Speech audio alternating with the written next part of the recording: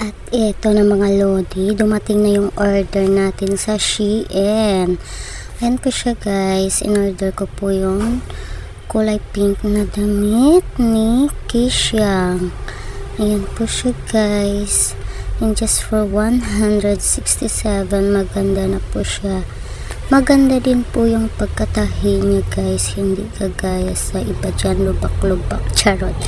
Ayan po siya guys, ang ganda po ng tops niya. Tapos may dala pa siyang headband. Ayan yung tops niya, maganda po yung tela guys.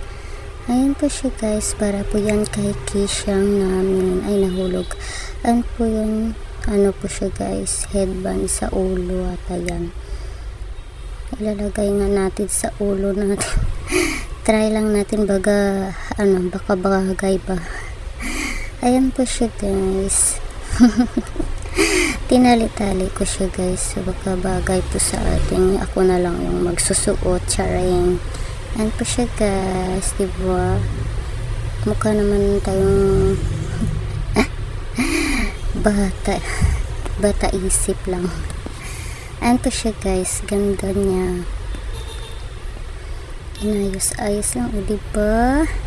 Bongga. Thank you for